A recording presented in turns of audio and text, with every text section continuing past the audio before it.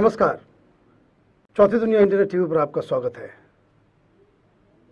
आज हम एक ऐसे विषय के ऊपर बात करने जा रहे हैं जो सचमुच चौंकाने वाला है।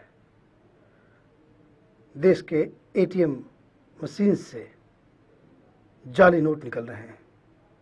रिजर्व बैंक के टकसाल के अंदर नकली नोट मिल रहे हैं। सीबीआई ने छापा मारा, ईडी ने रेड की, देश की सारी जांच एजेंसियों ने नेपाल बॉर्डर से सटे बिहार, उत्तर प्रदेश, राजस्थान, पाकिस्तान से सटे बॉर्डर्स पे छापे मारे। बहुत विचित्र सी कहानी उभर कर आई है जिसका खुलासा चौथी दुनिया में किया गया है। इसी मसले पे हम बात करेंगे देश के पूर्व income tax commissioner Vishwabandhu Gupta ji से, जो इस पूरे विषय के ऊपर, इस पूरे मामले के ऊपर एक इनसाइट देंगे कि किस तरीके से देश की सरकार, वित्त मंत्रालय, आरबीआई के अधिकारी आईएसआई के साथ मिलकर जाली नोट का कारोबार इस देश में जाने अनजाने में फैला रहे हैं। विश्वबंधु जी, क्या हो रहा है देश में? देखो, इसमें एक बहुत बड़ा एक क्या कहें उसको, एक षड्यंत्र रचा गया इस देश के खिलाफ। क्योंकि सबसे बड़ी बात, हम आपको एक बात बताएं कि जब रॉबर्टो गिएरो की एक ही फोटो है सारी दुनिया में, जब वो पालम एयरपोर्ट से हाईजैक फ्लाइट पे उतर रहे हैं। सवाल ये कि एक आदमी जो 90 देशों की करेंसी छापता है, वो आदमी की फोटो क्यों नहीं अवेलेबल है? अब आपको मैं एक एक्सप्लेनेशन देता हूँ जो मेरे को बड़ा परेशानी किया।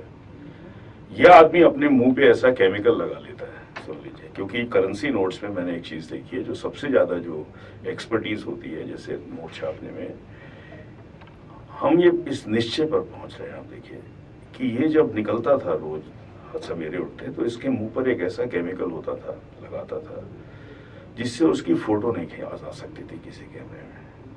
हुआ ये कि वो हाईजैकिंग के जो एक दिन का लगाया होगा, उसने दो तीन दिन लग गए थे जब हाईजैक से वापस आए, 3 दिन। वो उसके पास केमिकल नहीं था उस समय जब उतरते हुए। हम आपको एक बड़ी सीरियस चीज बता रहे हैं आपको, हमने पूरा इसका छान मारा सारी वेब के ऊपर। आप रॉबर्टो गिएरो की सिर्फ एक फोटो मिलती है, वही वाली जो आपकी अखबार में छपी है। अगर ये आदमी केमिकल लगाकर चलते हैं, और ऐसे केमिकल्स मैं मानता हूं क्योंकि मैंने काफी सोफिस्टिकेटेड ढंग से इसको पढ़ा है, तो ये भारत का कुछ ऐसा समझ लीजिए कि हम लोग इतने खुशकिस्मत हैं कि इस आदमी की फोटो हमको तो कम से कम एक मिली, और उसके बाद आप ये देखिए एकदम गायब हो जाता है वो। स्विस एम्बेसडर बहुत ज्यादा यहाँ पर चिंतित हैं उसके साथ सिक्योरिटी के लिए, और साथ में वो कह रहे हैं इसको इंटेरोगेट ना किया जाए, जल्दी से जल्दी इसको स्विट्जरलैंड भेजा जाए। और हम लोग इतने बेवकूफ हैं, आपको बताएं, हमारी इन्वेस्टिगेटिंग एजेंसीज, क्योंकि इंटेलिजेंस ब्यूरो वहां पर थी जब कंधार में हाईजैक चल रहा था।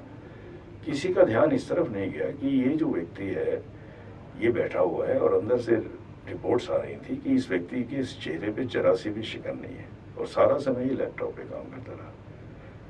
तो सवाल सबसे बड़ा इसमें ये भी उठ रहा है कि एक षड्यंत्र, उस समय ये कोई वेल प्लान हमारे हिसाब से उस प्लेन में जानबूझकर बैठा।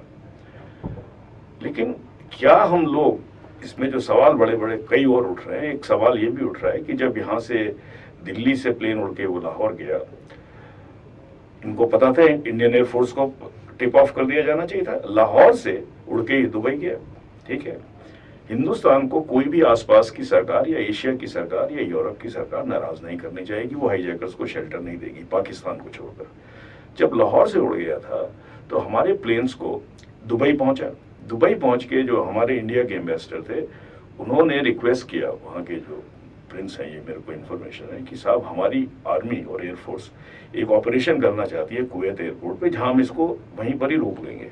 ठीक है, उन्होंने कहा ना, हम इसकी परमिशन नहीं देंगे, और इसलिए वहां से सऊदी अरब से भी जो कुवैत से उड़ के वापस से उड़ा। तो हाँ, हमारी जो इंटेलिजेंस एजेंसीज थी उनको ये समझना था कहाँ जाएगा, कहीं तो जाएगा ही। सही बात है। अच्छा, और जब वो इस तरफ आ रहा था कंधार की तरफ, उन्हें पता पाकिस्तान तो दोबारा जाएगा नहीं, तो रास्ते में उसको क्यों नहीं घेरा गया प्लेन को?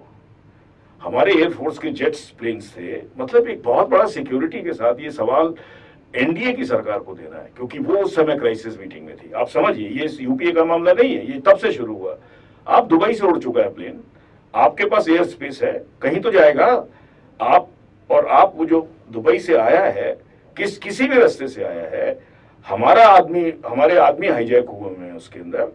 इंडियन एयरफोर्स के प्लेन्स को बोल देना था इसको घेर लो। जैसे अमेरिका में जैसे 9/11 के बाद जितनी भी डोमेस्टिक फ्लाइट्स उड़ती हैं, हर समय वहां प्लेन पे उड़ते रहते हैं। अगर कोई भी बात हो तो वो उसको 1-2 मिनट के अंदर वो उसको प्लेन को नीचे फोर्स कर देंगे। ये क्षमता भारतीय एयरफोर्स में भी थी। ये हुआ क्यों नहीं है, आप मुझे बताइए। देखिए कहां जा रहा था, पाकिस्तान से तो उड़ चुका था, लाहौर से कहां जाता, अफगानिस्तान जा नहीं सकता था, कहां कौन कंट्री रखता। और आपको ये पता लग जाना चाहिए था कि या तो ये काबुल जाएगा या कंधार जाएगा, और कोई जगह ही नहीं थी। तो रास्ते में इसको क्यों नहीं, इसको वहां पे रास्ते में इंटरसेप्ट कर उसको क्यों नहीं फोर्स किया गया लैंड करने को, और वहीं लाते इंडिया के अंदर, या ऐसे न्यूट्रल कंट्री में लाते जो इंडिया के साथ रिलेशन अच्छे हैं, और वहां पर बैठ के इनके ऊपर कार्रवाई होती। ये ब्लंडर हुआ है बहुत बड़ा, जिसका एनडीए सरकार को आज भी जवाब देना चाहिए। और ये मैं हैरान हूं कि ये मामला आज तक ना मैगजीन्स ने उठाया, ना जर्नल्स ने उठाया, ना पार्लियामेंट ने उठाया। तो इसका आप ये कह रहे हैं कि रोबर्टो गियोरी नेपाल था, वहाँ पे वो अपना जाली नोटों का जो धंधा है, जो कारोबार है, आईएसआई के साथ मिलकर वहाँ पे किसी मकसद से गया हुआ था, और किसी मकसद से वो कंधार के प्लेन पे बैठा। इसका मतलब ये है कि आप ये कह रहे हैं कि हिंदुस्तान में रशियन और इटालियन माफिया आईएसआई के साथ मिलकर जाली नोटों का कारोबार कर रही है। इसमें जाली नोटों में मैं सोचता हूँ रशियन माफिया इन्वॉल्व नहीं है, इटालियन माफिया टोटल। तो क्या इसका मोडस ऑपरेंडी है? मोडस ऑपरेंडी देखिए, हम आपको एक बात बताएं, हमारी एक मेंबर ऑफ पार्लियामेंट से बात हुई, वो वकील भी है क्राइम के। ओके। वो डेला रूगा उन्होंने केस उनके बिहाफ पे लड़ा भी है। ओके। ये लड़ा जो केस है 2005 से पहले लड़ा है। ओके। उनके वकील हैं वो इंडिया में, डेला रू के वकील हैं, साउथ दिल्ली में रहते हैं। तो मैं उनसे बात कर रहा था, तो वो बोले डेला रू का तो ये तय हो गया था कि ये इंडिया में नहीं आएंगे, क्योंकि कुछ पहले भी हुए, हाईजैक से पहले भी कुछ इन्होंने किया जो उसको नॉलेज में था। तो साहब उन्होंने एक फाइल निकाली, अब आप सुन लीजिए, नया आपको मैं खुलासा कर रहा हूँ। कह रहे फाइल लाओ, वो ले आया उनका असिस्टेंट फाइल, उसने डेला रू के करेंसी नोट्स निकाल के रख दिए मेरे आगे सभी कंट्रीज के। ओके। सुन लीजिए, आपको ये बड़ा धमाकेदार चीज बता रहा हूँ मैं आपको, सुन लीजिए। तो निकाले, कहने लगे देखो ये मैं इनका तो एडवोकेट था, वो सब कंट्रीज के थे, मैंने सब देखा, वो बिल्कुल जो से होते हैं यूरोप के सारे नोट्स वो बनाते हैं, हाई क्वालिटी नोट्स, मैं बंद करके दे दिए। कहने लगे ये डेला रू का तो हमने मामला बंद हो गया था। मैंने कहा बंद कैसे हो गया था, 2005 में गुड़गांव में ऑफिस खोला गया। बिल्कुल ठीक है, डेला रू की पहली ब्रांच पहली बार इंडिया के अंदर 2005 में की है।